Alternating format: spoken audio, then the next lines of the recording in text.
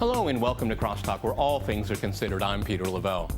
In a recently published United Nations report, it is found that about 40% of the world's population soon will be connected to the internet. The report praises the growing possibilities for commerce, education, and communication. At the same time, the surveillance state grows in power and breadth. When we log on to the internet, there are boundless opportunities, as well as for the powers that be, who watch every move we make, even read our thoughts.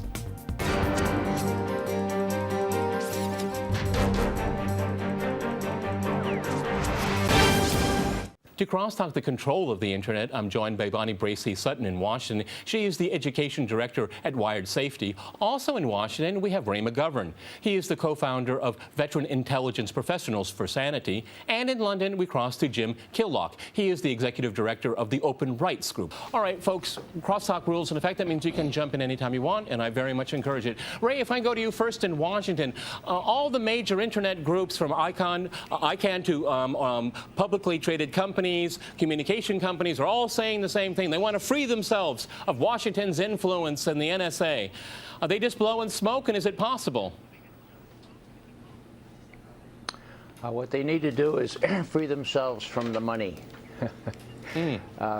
People are incredibly naive in trying to figure out why places like the major internet companies and the major telecommunications companies cooperate with the government. It's for the money. And so unless citizens rise up and say, look, you know, we insist on our privacy, and unless the younger generation, and there are hopeful signs there, the younger generation without whom government surveillance and intrusive techniques cannot happen, unless they fold, unless they just kind of give up the fight, the people like James Clapper and Keith Alexander are in deep trouble because they can't function. They can't possibly fulfill what they see as their mission, that is to snoop on everyone on the planet, without the help of highly technical people who, alas, also have a conscience. Witness Edward Snowden.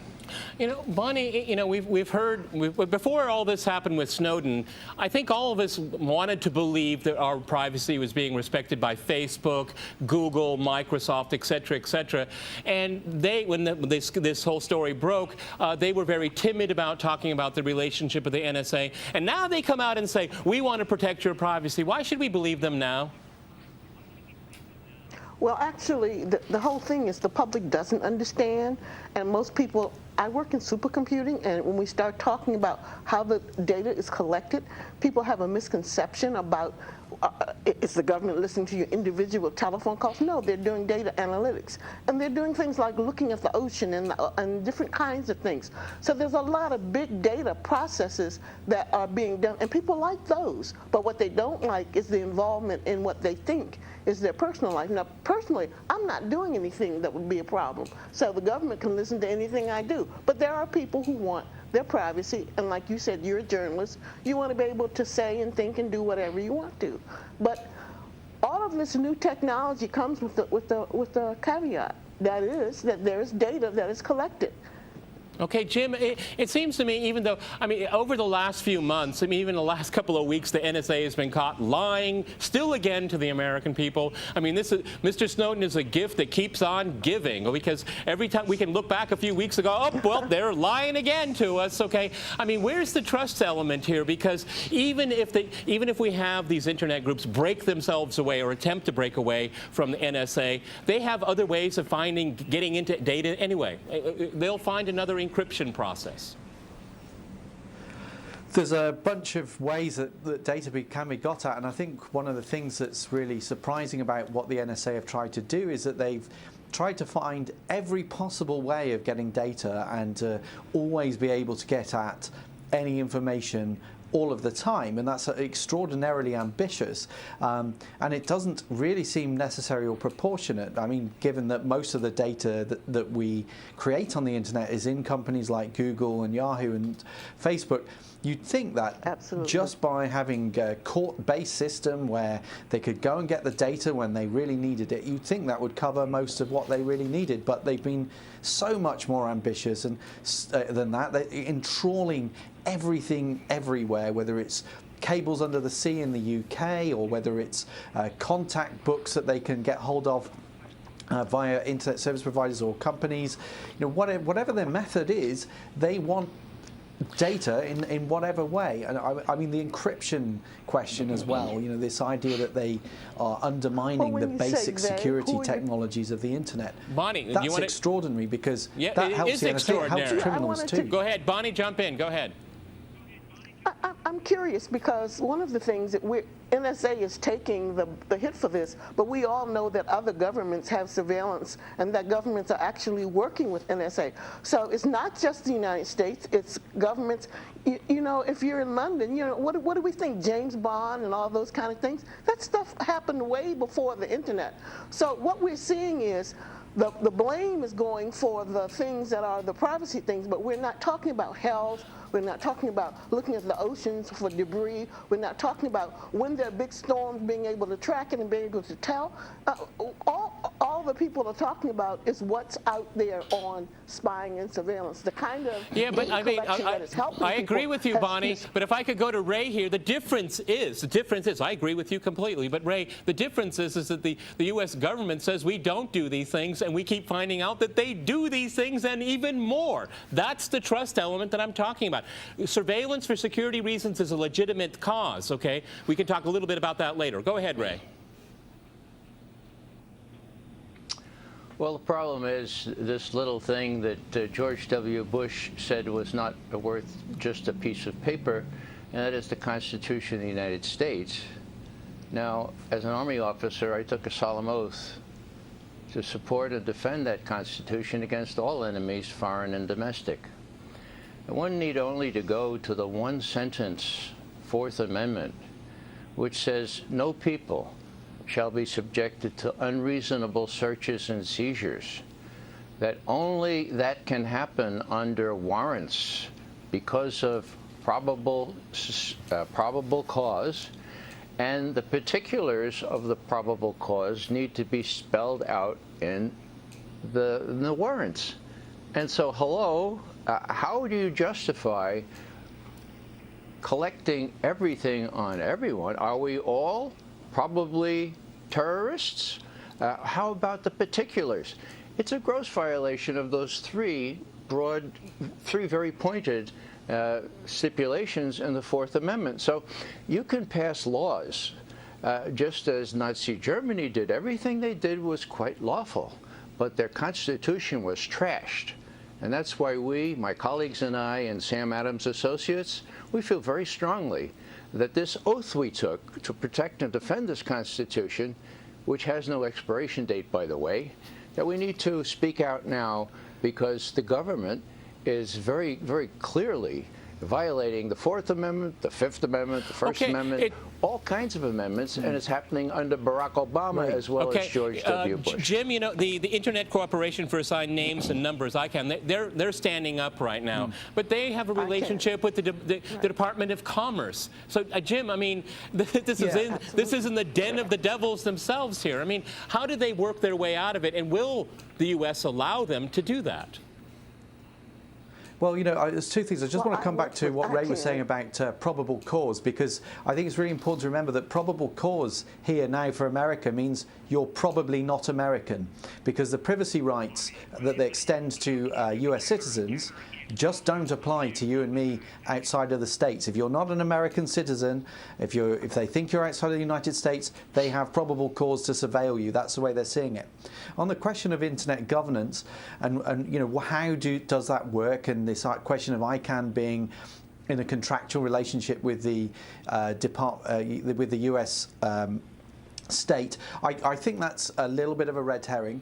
I think the really important thing here is that internet governance needs to be outside of the control of governments. It needs to be transparent, and it needs to involve citizen groups, what they call the multi-stakeholder model. That basically means everybody from companies through to citizen groups through to governments have a say in deciding how the internet works at a technical level.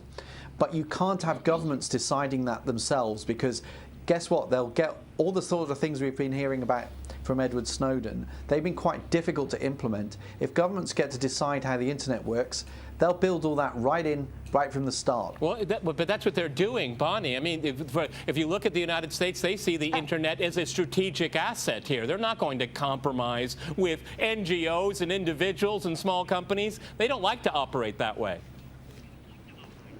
Certainly not. And the problem is that the level of expertise is different in every country. And different countries have a different way of looking at it. We went back to this thing about the Constitution. I'm not a lawyer, but I know one thing. In the United States, the subject of the Constitution depends on who you're talking to. But let's get out of it. I am not a lawyer, but people interpret the Constitution in many, many different ways, and one of them is to protect. And so some people would say to you that the purpose of that is to protect and inform. I live in Washington. I was here during the 9/11. I was here and watched people jumping from the building. So I'm sure that my interpretation and my understanding and my thinking about it is very different from someone who's never been affected. Okay. You know, Ray, I've often reflected upon how Barack Obama is an expert on constitutional law, and he's devoted his entire time on the White House to get around the Constitution. Well, he's outdoing George Bush in that respect. We had people in Moscow with me last week, two of whom, Tom Drake and Ed Snowden, have been subjected to charges under the Espionage Act of 1917. The first person subjected to those charges was Daniel Ellsberg, who became a hero. So Obama has prosecuted more people under that act and more people for whistleblowing for legitimate reasons than any other president, all other presidents put together. And the most recent one, Thomas Drake, who was subjected to 4 years Ray, of let me jump in here. Ray, we have to go to a short break. And after that short break, we'll continue our discussion on the fate of the internet. Stay with RT.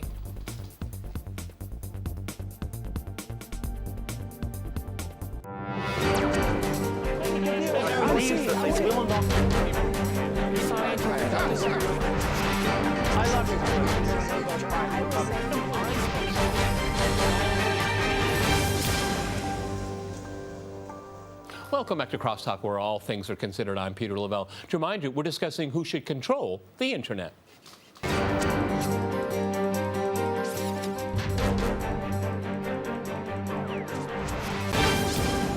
Okay, Jim, I'd like to go back to you in London. We've learned over the last few months that the NSA does not only just spy on people around the world, it spies also on Americans. And when it comes to the United States, it wants to see everything. Everything. And it's quite interesting when push comes to shove, the NSA has been able to mildly prove with circumstantial evidence that's foiled 2 terrorist attacks on the United States, considering all of the data that is being collected. So why does the NSA need to watch hundreds of millions of people? Is it really looking for terrorism, or is it just watching to watch sake? I think there are 2 things that are going on here, but at root is a change in power.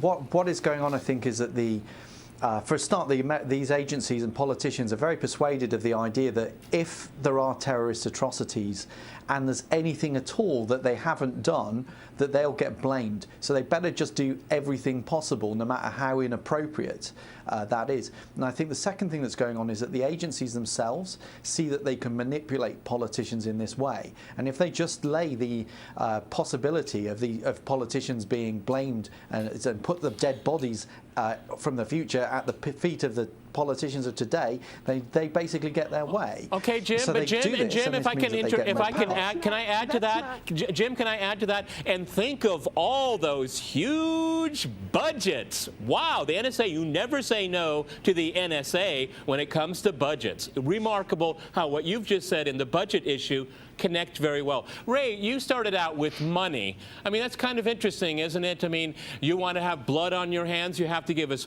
hundreds of billions of dollars, and we'll do whatever we want with it, irrespective of the Constitution and consequences.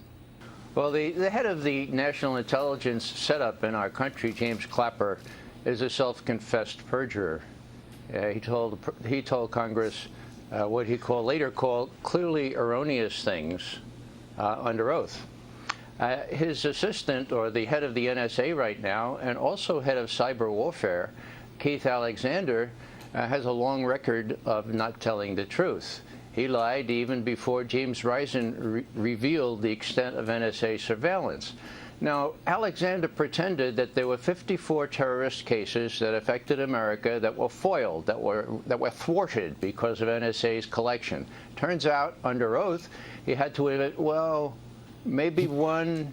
Somebody said, well, possibly two. Well, it turns out to be one. Maybe two. And it's nothing. It's somebody sending a couple $1,000s to a terrorist group in Somalia, I think. So there are a whole bunch of lies here, and they have to be lies because they're unconstitutional on their face.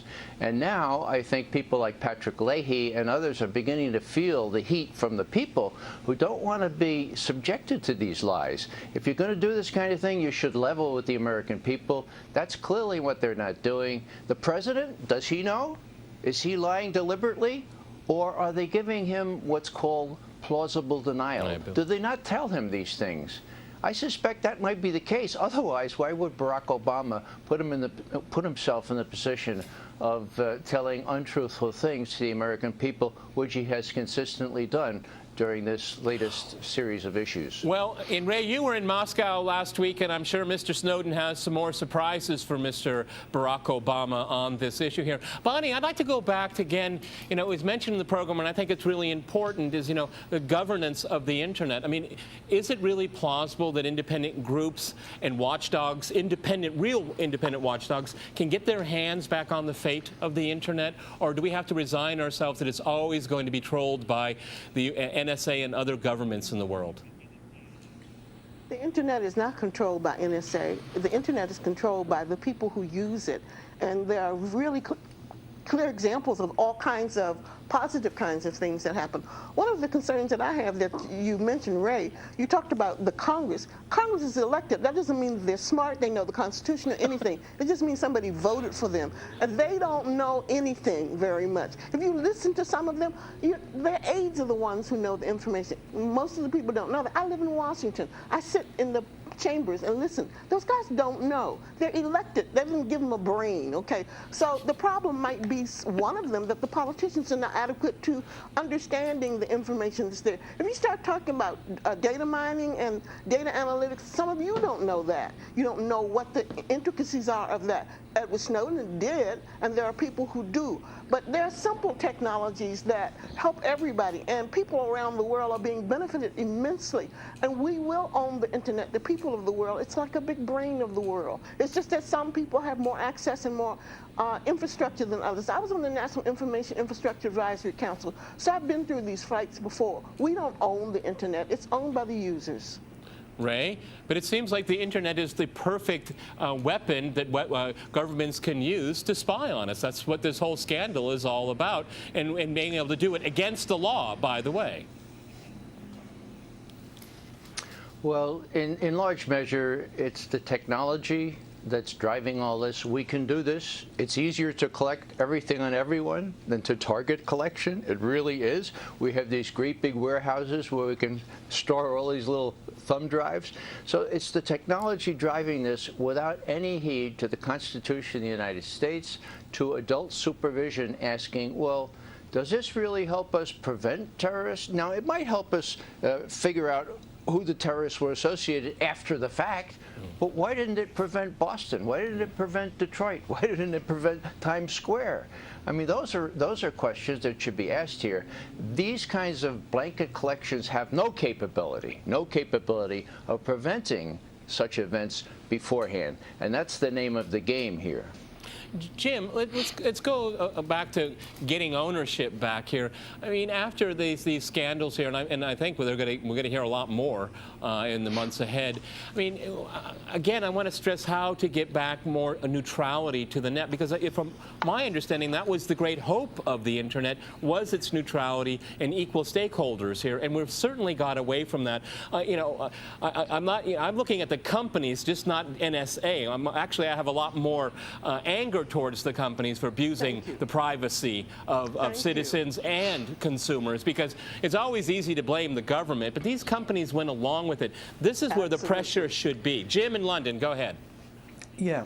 So I think there is something that they really badly got wrong, and that is after the Foreign Intelligence and Security Act, which gave the government permission to just mandate itself to do whatever it liked in the States for data collection. And given what was clearly going on in the United Kingdom, where the Regulation of Investigatory Powers Act has been used to mandate control, this massive data hoovering just off our border, when the company started to realise that that was happening, they should have said very clearly, our laws are not adequate to deal with these problems because they can be abused. In both cases, they were kind of sworn to secrecy, and certainly in the United States' case, they've created a legal regime where nobody can talk and everyone is compelled to lie about what's going on, and that's what's created a lot of the problem. But they could have said, I don't think these, we as companies are worried about how these laws could be abused and they should be reviewed. And that would have allowed us to have a conversation without them breaking the law. But in effect, by not doing that, they did go along with the government, and that's terribly wrong. It's interesting, Ray, if I'm not mistaken, Twitter said no, and it still exists, doesn't it? Yes, and going way back before 9/11, Quest, one of those big telecommunications companies, said no. And what happened? Yep. Their CEO is went still to in jail. So there's a very repressive, the repressive conditions here are amazing. Okay, Bonnie, you want to jump in? Go ahead. I think the point that you're missing is that the technology is always emerging. Every time you do something, every time you create a product, there are ways that change how the internet is being used. And that's a leap for the countries too. Not just the United States, anyone using. I worked down in Brazil sometime in Pernambuco, where they're doing things with Motorola. Every country has a stake in the internet because of the way it's used in the country. And one of the things that no one is saying is that the things that happen that are good, we don't talk about those. We're only talking about surveillance. And yes, the companies collect more data than the United States does. I mean, all you have to do is Google a wheelchair, and then every 5 minutes you get an ad for a wheelchair. What's that all about? Okay. Yeah, but Bonnie, if I can go to Ray, I'm not afraid of wheelchairs, okay? I'm afraid of drones, okay? And that's what the U.S. government has. Ray, go ahead. Yeah. We had the previous head of the CIA and NSA, Michael Hayden, suggest very clearly that Ed Snowden be put on the kill list for assassination, quite clearly by drone. The height of irony is that Edward Snowden is in probably the safest place for him on the face of the earth, because the United States is not going to violate Russian sovereignty by shooting a missile from a drone at him or send in SEAL Team 6 or whatever.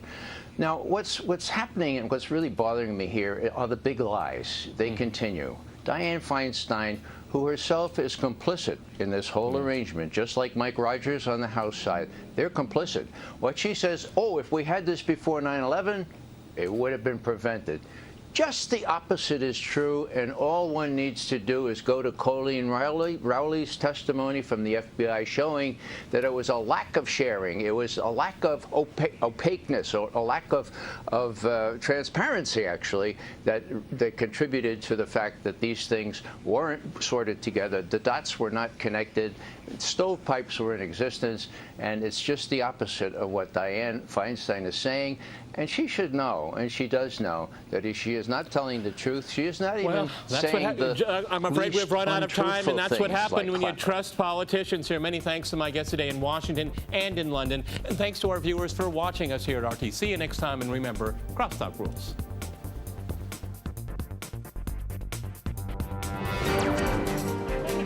I believe that this will not